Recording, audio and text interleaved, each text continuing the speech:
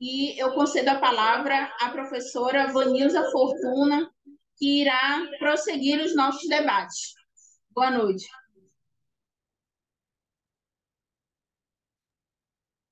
Boa noite.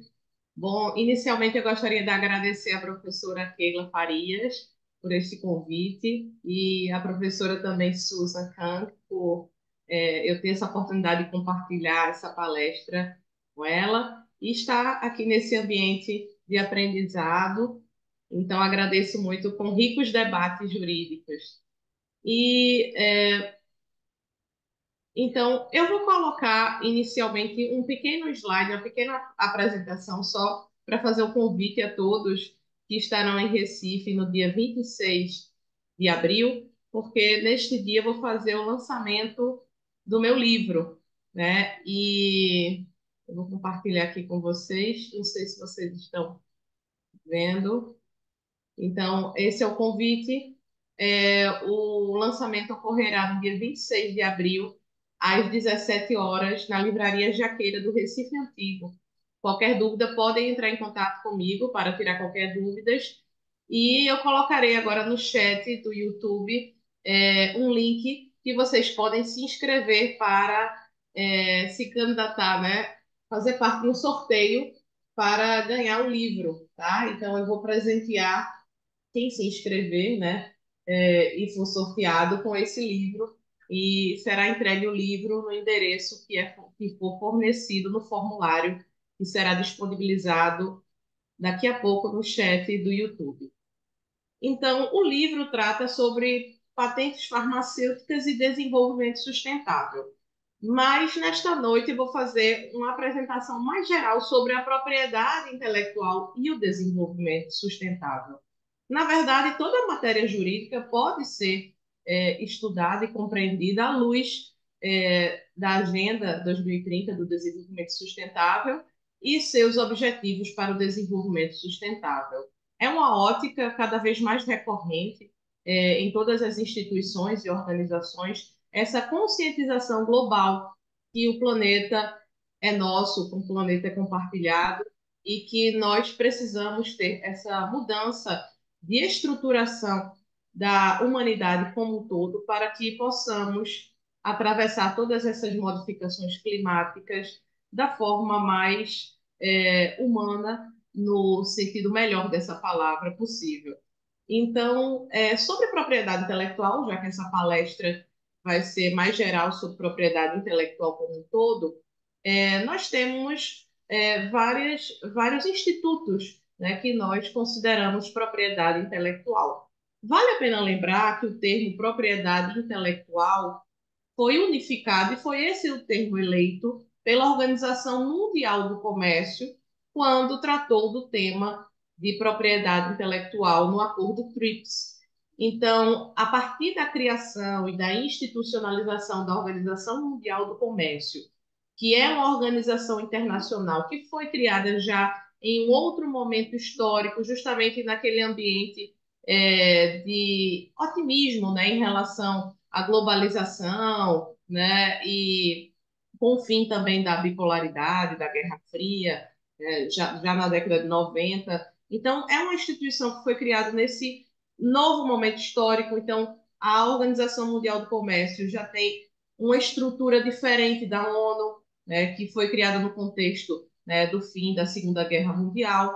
Então, na Organização Mundial do Comércio, nós percebemos características até mesmo de tomada de decisões diferentes das organizações internacionais que foram instituídas anteriormente. Então, a Organização Mundial do Comércio tratou do tema propriedade intelectual de maneira inédita, né, nos anos 90, e disciplinou a propriedade intelectual de forma unificada, unindo a propriedade industrial, que era uma categoria diferente de propriedade intelectual, e também as matérias relativas aos direitos autorais. Esse é um tema internacional por natureza. Então, a propriedade intelectual, como nós compreendemos atualmente, tem suas raízes históricas, né, na Revolução Industrial, principalmente na Inglaterra e nos países que estavam à frente desse processo de industrialização, e justamente os inventores queriam se proteger juridicamente os seus inventos. E uma proteção apenas local, né, apesar da sistemática de proteção ter uma certa territorialidade, mas uma proteção meramente local não era o suficiente. Então, esse foi um tema que gerou uma das primeiras, inclusive, organizações internacionais conhecidas, né, que seria a Organização Mundial da Propriedade Intelectual, em sua origem também nos primórdios do sistema de convenções, né, na Convenção de Berna e na Convenção de Paris. A Convenção de Paris sobre direitos da propriedade industrial em 1883 e a Convenção de Berna sobre direitos autorais em 1886. Então, já nessa sistemática das convenções e desde os primórdios, esse era um tema internacional por natureza, né? Até porque o que se protege é algo intangível, então, que pode ser copiado com facilidade. Então, a proteção ideal é a proteção realmente global. Então, a evolução do tema na seara internacional se deu já realmente a partir dessas datas de 1883, 1886, mas nessa raiz histórica ainda havia essa grande divisão entre propriedade industrial e direito autoral. Então, por direito industrial, nós temos esses temas que são mais relativos à indústria, né, às invenções vinculadas, né, a uma atividade industrial, né, que possa ser reproduzida e vendida em massa. Então, nós temos aí, com maior destaque, os temas relativos a marcas, às patentes, tanto as patentes de invenções quanto as patentes de modelo de utilidade, o desenho industrial e as indicações geográficas. Já o direito autoral, tradicionalmente, ele traz essas invenções, na verdade, e as criações do espírito, os direitos de autor e os direitos conexos, e modernamente também as questões relativas ao programa de computador. Então, na sua natureza, né, em relação à proteção, a propriedade industrial tem uma proteção assegurada quando há o registro, né, e a partir realmente do primeiro que registra, como regra geral. E no direito autoral nós temos uma sistemática que protege o autor, que realmente criou aquela obra, não é necessariamente quem registrou. Então, são as diferenças fundamentais. Porém, na modernidade, os temas acabaram se aproximando, até porque os direitos de autor e direitos conexos passaram a ter também uma dimensão comercial, né? Então, a professora Susan está aí nos Estados Unidos, imaginem uma indústria aí do entretenimento, uma indústria do cinema, né? Enfim, com grandes criações relativas a direitos autorais. Faz parte até, é um número tão expressivo, né, que alguns até defendem que deveria ser incluso no PIB, por exemplo, essa parte de direito autoral, de propriedade intelectual como um todo. Então, vejam, apesar dessas divisões entre propriedade industrial e direito autoral, esses temas se aproximaram e há tanto um reconhecimento, né, de uma dimensão comercial para o direito autoral, quanto também nós temos um reconhecimento também da importância dessas criações da indústria. Porque com o estado de bem-estar social, né, que nós temos aí em muitos países do mundo, nós percebemos que essas invenções, essas criações tecnológicas, atualmente estão diretamente vinculadas ao bem-estar dos povos. Então, quando nós falarmos daqui a pouco da Agenda 2030 para o Desenvolvimento Sustentável, nós vamos ver que essas soluções tecnológicas são importantíssimas para os problemas serem superados. Em todas as áreas, em todos os 17 Objetivos para o Desenvolvimento Sustentável. Então, apesar de ser algo industrial, também é algo muito importante para a coletividade e o bem-estar dos povos. Então, a OMC, a partir da década de 90, unificou esses termos. Claro que essas diferentes abordagens persistem, mas, por propriedade intelectual, nós estamos nos referindo a todos esses temas, inclusive em relação à proteção sui generis, né, que inclui também a proteção dos conhecimentos tradicionais, que é um tema muito instigante, né? A professora Keila está aí antenada com esses problemas da Amazônia, por exemplo, né? Então, são nossos povos originários, têm muitos conhecimentos tradicionais e que há um interesse até industrial e empresarial em estudar, né? E explorar esses conhecimentos tradicionais e como esses conhecimentos tradicionais podem ser explorados economicamente,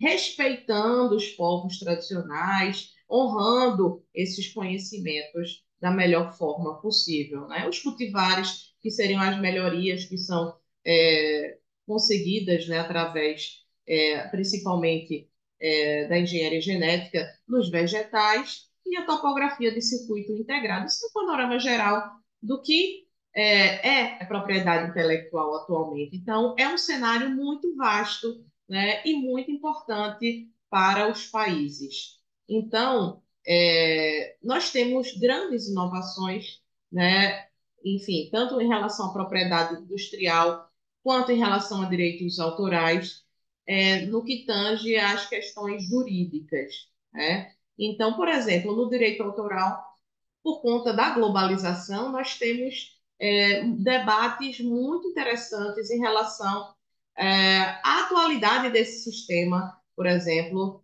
de direito autoral. Então, nós temos movimentos mesmo da sociedade civil organizada, do que muitos autores chamam de cidadania global, que levaram, por exemplo, à criação de uma outra sistemática, né, que são as Creative Commons, por exemplo, uma linguagem mais prática, uma linguagem mais simples para as pessoas compreenderem, já que nós estamos vivendo numa sociedade da informação, uma sociedade do conhecimento, na qual esses direitos autorais, na verdade, protegem algo muito valioso, né, que são os bens culturais. Então, um acesso a uma obra literária, até uma música, a uma obra que está protegida por direitos autorais é muito importante para o desenvolvimento mesmo dos povos e a interação dos povos mesmo, porque a cultura tem esse poder de unificação, tem esse poder de união, um poder de unificação realmente cultural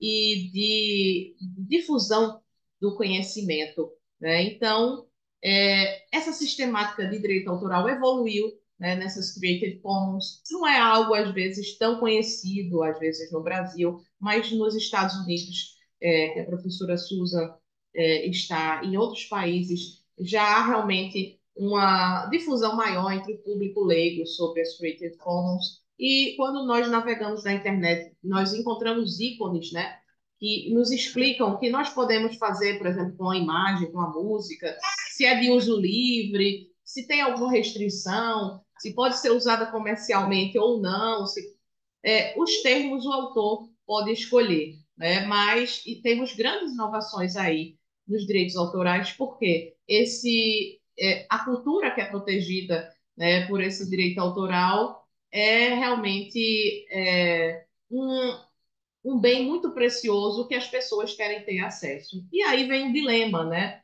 E aí os grandes debates jurídicos, né? E o direito autoral como é que fica? E o autor como é que fica? Como é que nós vamos conciliar esse direito individual do autor e esse clamor coletivo por acesso à cultura?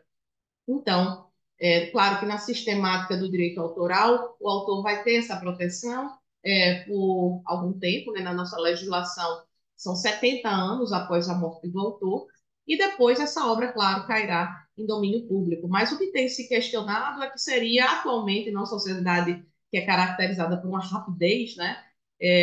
Um tempo muito grande, né, para esperar. Né? Então, 70 anos são mais de uma geração, né?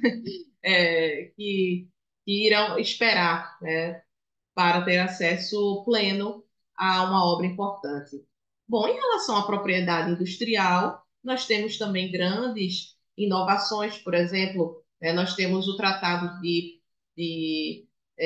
Madrid, né, que tenta dar um caráter internacional, um procedimento mais célere, né, em termos internacionais, em relação à proteção da marca, que é um assunto importantíssimo, tanto na ótica da empresa, já que a empresa ela realmente vai ser identificada através da sua marca, que é um sinal característico, né, diante de toda a concorrência, quanto também na ótica do consumidor, que ele sabe o que ele está comprando, que não é uma imitação, que ele conhece aquele produto, por exemplo, e ele sabe que não está sendo enganado. Então, a marca tem assim, uma importância muito grande na sociedade em que nós vivemos. As patentes, que justamente premiam, de certa forma, o inventor, né, quem faz uma contribuição muito grande para a humanidade com uma invenção importante, né, um novo passo inventivo nas patentes de invenção para a humanidade, ou uma modificação muito importante em algo que já existia antes, nas patentes de modelo de utilidade. Né? O desenho industrial também, de certa forma, protegendo a beleza, né, as inovações nas formas, né, que são aplicadas à indústria, e as indicações geográficas também, que são muito importantes, já que também, tanto na ótica empresarial quanto na ótica do consumidor, também identificam um produto que é característico pela excelência em determinada área geográfica, por exemplo, né? O que é muito conhecido seria o champanhe, que é um espumante produzido em uma área específica, com características específicas, né? Por exemplo, na região de Champagne. Aqui no Brasil nós temos indicações geográficas muito importantes, assim, conhecidas, cafés, por exemplo, de Minas, queijos, né? Minas é muito famosa, é um estado muito famoso, né? Por essas indicações geográficas, né? Mas em todas as áreas da indústria, né? A indicação geográfica tem potencial de crescimento e é algo coletivo que vai identificar não somente, não é uma questão de uma marca de uma empresa em si, mas de uma coletividade de produtores, por exemplo, e prestadores de serviço. Então, esse é um panorama geral da propriedade industrial, né? Além da proteção dos gêneros que eu mencionei. Bom, e quando nós falamos de desenvolvimento sustentável, claro que nós lembramos da Agenda 2030 para o Desenvolvimento Sustentável, que foi estabelecida pela ONU em 2015, né, e está em vigor até 2030. E essa Agenda 2030 para o Desenvolvimento Sustentável tem justamente 17 objetivos para o desenvolvimento sustentável, e esses objetivos ainda são fracionados, digamos assim, subdivididos em metas. Então, percebemos que para a Agenda 2030 de Desenvolvimento Sustentável ser atingida e vitoriosa, nós temos grandes questões para enfrentar.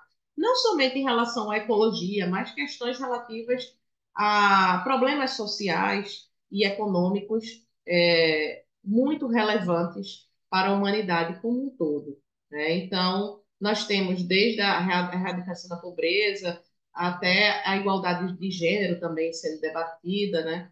Então, nós tivemos aí um filósofo, o Félix Guattari, né, que já algumas décadas atrás ele cunhou um termo chamado de ecosofia, né, trazendo para a filosofia também esses debates relativos à ecologia, e ele verificou que a questão da ecologia não é uma questão somente de meio ambiente, enfim, ecológico, né, de florestas ou de camadas de ozônio. Claro que isso é o que está mais em foco, mas essa questão é muito maior.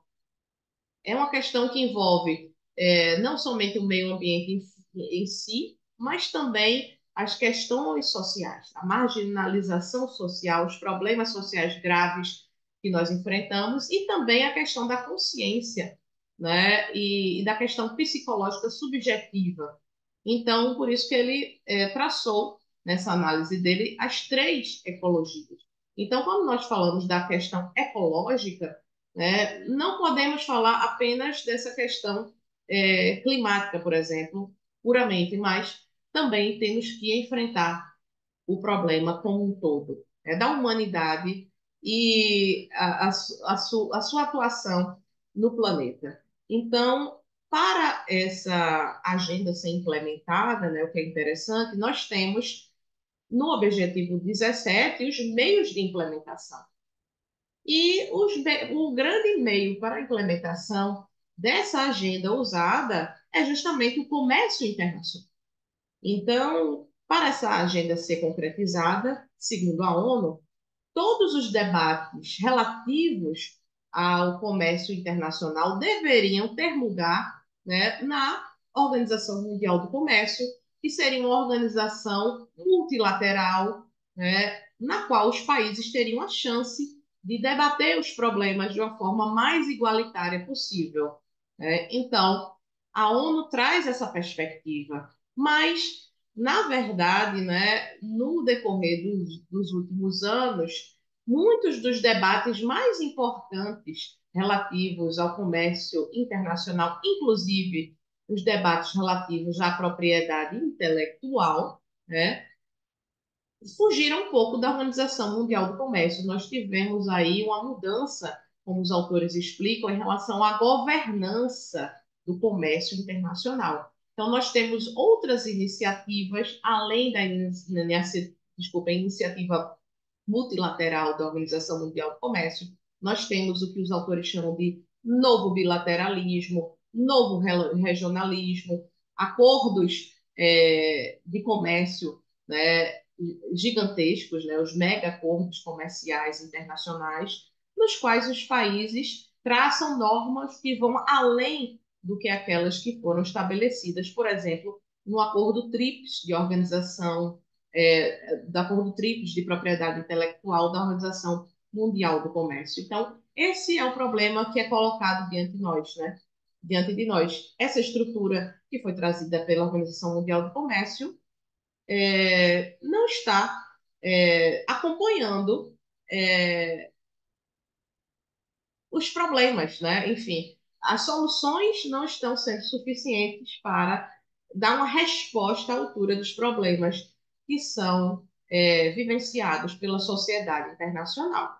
Em relação às patentes farmacêuticas, né, do livro que eu irei sortear no dia 26 de abril, nós temos essa questão de forma muito evidente, porque a Organização Mundial do Comércio trouxe de forma inédita a obrigação de conceder patentes a medicamentos, que essa não era a regra que vigorava na Organização Mundial da Propriedade Intelectual, que dava aos países liberdade para dispor sobre esse assunto, e muitos não conferiam patentes a fármacos. Bom, e esse tema especificamente foi colocado em xeque, principalmente em relação à pandemia. Essas inovações da indústria farmacêutica, essas vacinas que foram desenvolvidas, será que elas foram realmente colocadas de forma igualitária na sociedade internacional? Será que os países mais pobres tiveram acesso a essas soluções da indústria farmacêutica? Bom, no que nós observamos, né, no decorrer desses anos, nós observamos que houve realmente grandes distorções na distribuição dessas vacinas e dessas inovações farmacêuticas, né? Nós ainda temos grandes dificuldades em relação a esses temas. E, ao mesmo tempo, nós vivenciamos também, durante a pandemia, grandes iniciativas de cooperação científica entre os países, né? Então, os países se uniram para, por exemplo, desenvolver uma vacina comum, da COVAX, né? E nós tivemos a tentativa de alguns países, principalmente nós destacamos a Índia e a África do Sul, né, em tentar fazer até uso do licenciamento compulsório para ter acesso a essas invenções da indústria farmacêutica. Então, nós tivemos aí, durante a pandemia, muitas iniciativas e muitas atitudes diferentes em relação a esse tema de patentes farmacêuticas. Então, nós observamos que aqui no Brasil também nós tivemos iniciativas interessantes, né? Nós tivemos uma inovação na nossa lei de propriedade industrial, atribuindo também uma função ao Poder Legislativo para propor uma quebra de patentes. Antes, na sistemática, isso era a iniciativa, né, do presidente da República, do Poder Executivo, e, ao mesmo tempo, também nós tivemos alguns debates que foram levados ao Supremo Tribunal Federal e, na oportunidade, nós tivemos até alguns registros interessantes. Por exemplo, foi estabelecido que, em relação a esses temas enfrentados na pandemia, nós deveríamos respeitar, né, como um vetor interpretativo o princípio da fraternidade diante, né, digamos assim, de um conflito de princípios e direitos fundamentais. Então, essa fraternidade, né, essa cooperação internacional está cada vez mais necessária para também implementar a Agenda 2030. Se nós verificarmos também, se nós formos voltar para aquele slide que eu também aqui compartilhei com vocês, percebam que nós temos 17 objetivos, mas em todos os objetivos que nós formos analisar, a propriedade intelectual aqui apareceria como importante para o desenvolvimento. Por exemplo, uma questão ecológica do meio ambiente. Essas novas tecnologias, por exemplo, esse carro que está sendo aí tão aguardado, elétrico, que seja de alcance para todos, essa nova tecnologia, ela vai estar patenteada? Provavelmente, claro que sim, né? Mas ela será acessível a todos os países, a todas as pessoas? Né? Como é que nós vamos conseguir finalmente deixar de utilizar os combustíveis fósseis? Nós estamos diante de de um novo paradigma, né? Nós vamos deixar de utilizar uma modalidade de combustível que nós usamos desde a Revolução Industrial, desde os primórdios dos tempos, para uma nova matriz energética, e essa nova matriz energética provavelmente ela estará protegida por patentes. Mas será que nós vamos aguardar esse tempo todo, por exemplo, de 20 anos para ter acesso a essas patentes, ou digamos, essa invenção? Né? Então, já alguns países já começam a discutir, por exemplo, quebra de patentes para essa tecnologia verde. Então, percebam que a propriedade industrial aparecerá aí, propriedade, desculpe, intelectual, não só industrial, mas a intelectual como um todo, em todos os 17 Objetivos para o Desenvolvimento Sustentável. Então, por exemplo, como é que você vai erradicar a pobreza, né? Então, para erradicar a pobreza, também a tecnologia poderá ser necessária. Por exemplo, e também, talvez, acesso a algum material cultural, algum direito autoral, né, especificamente, né? Então, a saúde e bem-estar justamente é o ODS 3, né, que seria mais relativa a patentes farmacêuticas. É como você vai viabilizar a saúde pública em cada estado, né? Se, digamos assim, os medicamentos são protegidos também por patentes, e às vezes, nem sempre, claro, isso vai inviabilizar o uso de um medicamento ou de um produto farmacêutico, mas algumas vezes isso pode representar alguma dificuldade. E claro que o licenciamento compulsório, essa quebra de patentes, é um só dos mecanismos para, ou flexibilidades, para se ter acesso a uma invenção. Né? Então, educação de qualidade, nós passamos aí por direitos autorais, por exemplo, e em todos, se nós percorrermos os 17 objetivos, nós encontraremos também questões relativas à propriedade intelectual. Por exemplo, a questão da preservação da vida na água, né, do ambiente aquático, marítimo. Então, nós temos aí cientistas desenvolvendo, através até de algas, né, de micro-organismos, instrumentos para despoluir os mares, os rios. Então, em todos os 17 objetivos, nós teremos aí um papel muito importante da propriedade intelectual. Então, além desses instrumentos tradicionais de propriedade industrial e direito autoral, como eu falei para vocês, nos direitos autorais nós temos já a criação do Creative Commons. Em relação a patentes, em relação à propriedade industrial, já se fala de outros mecanismos também de incentivo, de prêmios, né? E de outros incentivos além da propriedade industrial. E também nós observamos aí também um pleito para ter, às vezes, um pool de patentes, né, em que haja realmente um compartilhamento dessas invenções entre os cientistas, entre os países, para que nós tenhamos um avanço em relação a temas científicos. E aí isso seria também interessante nesse debate sobre a Amazônia, por exemplo, como é que nós teríamos um estudo, né, internacional da ciência em relação a a biodiversidade da Amazônia, por exemplo, de uma forma justa. Então, são debates também que passam pelo tema de propriedade intelectual. Então, eu vou finalizar a minha apresentação, né, um pouco mais breve, para abrir para perguntas também. Quem tiver perguntas a fazer, estou aqui para responder. E também, essa é a oportunidade também para o público interagir com a professora Keila, com a professora Susan. Então, abro também para o debate, né, nesse exato momento.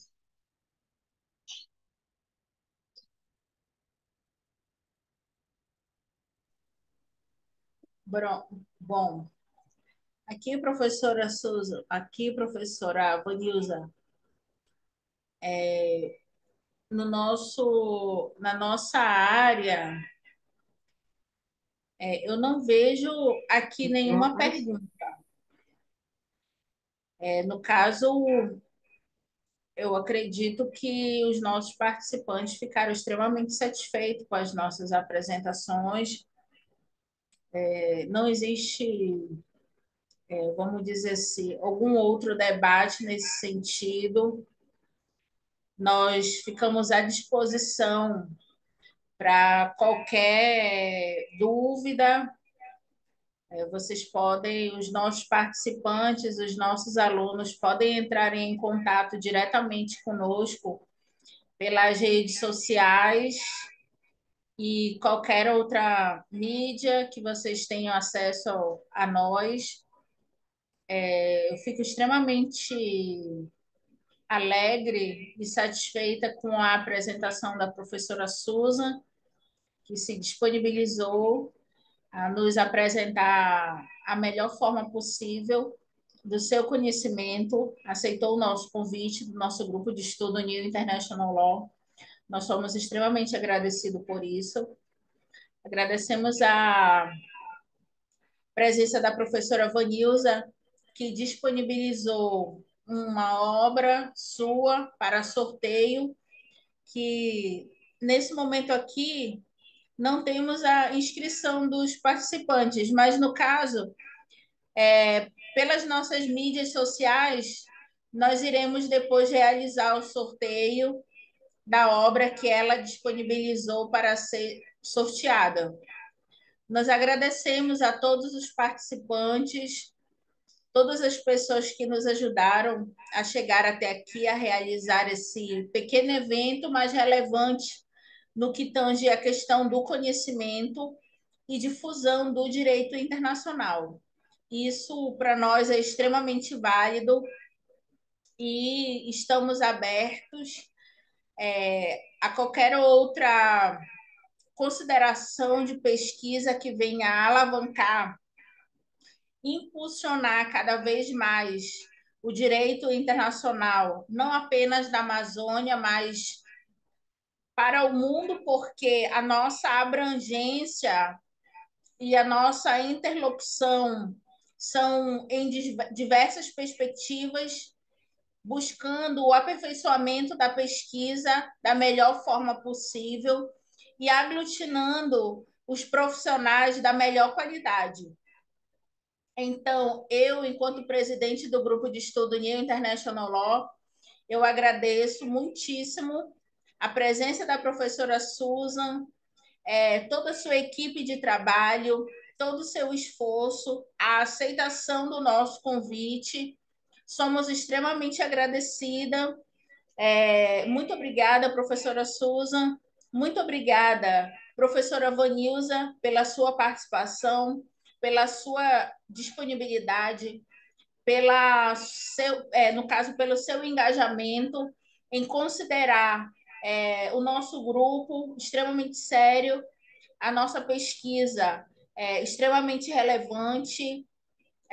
Deixo aqui nosso sentimento de gratidão à sua equipe de trabalho, à sua equipe de estudo também, aos seus estudos, à editora que publicou o seu livro com muito saber, com muito louvor.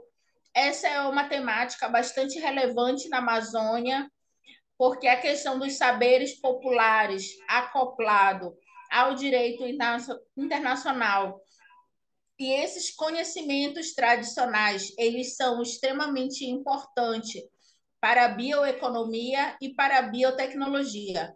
Então, eu lhe concedo a palavra para dar o encerramento ao nosso evento para as considerações finais, professora Vanilza e professora Susan.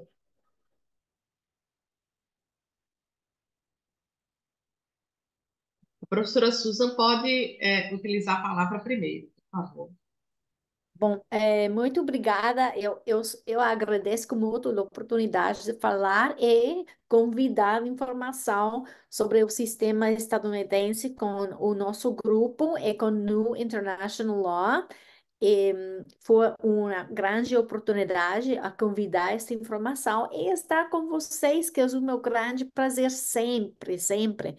O alto nível da discussão, a pesquisa de professora doutora Fortuna e também da doutora Farias. Sempre, sempre um prazer. Conta comigo sempre. Eu estou sempre com vocês a apoiar a vossa pesquisa e vosso trabalho. Muito obrigada pela invitação e pela oportunidade de falar com vocês e com todo o grupo de participantes hoje que passaram a sua noite com o nosso grupo. Bom, também aproveito a oportunidade para agradecer à professora doutora Keila Farias. Eu estou aqui porque eu acredito na seriedade do seu trabalho. Você está sempre assim, se empenhando em temas que estão na vanguarda do direito, né? Isso é interessante. Você sempre tem um olhar muito interessante em relação aos temas e faz uma integração também, uma leitura transdisciplinar dos temas. Isso sempre é muito interessante. Então, são debates sempre que ampliam a nossa visão, o nosso conhecimento, e nós estamos aqui compartilhando esses conhecimentos e ampliando esses conhecimentos. E agradeço também a oportunidade de conhecer a professora Susan Kang e também dou os parabéns pela abordagem também muito interessante sobre esse processo, né, de advogar nos Estados Unidos. E estou aqui disponível sempre para a troca de ideias e debates.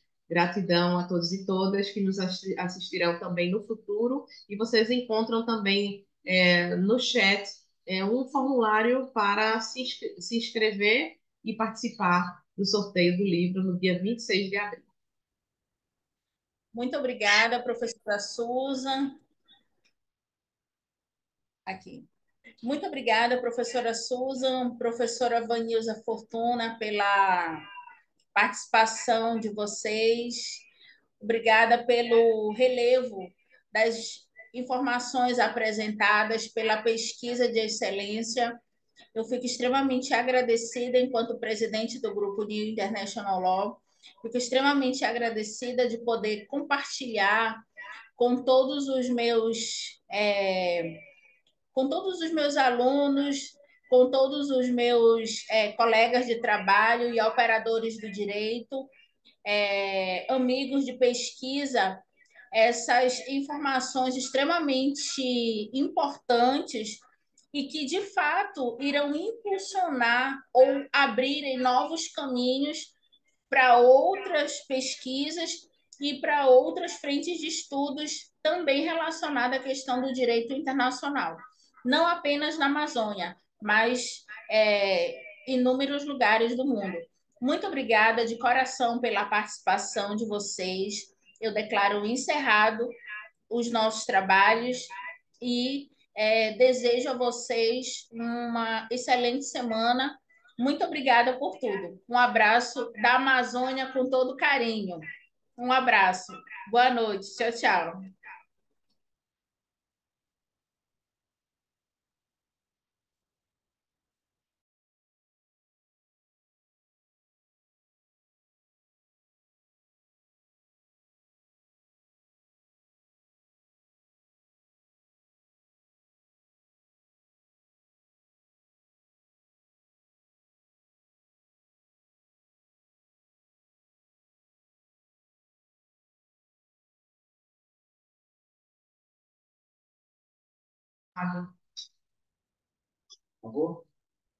Ela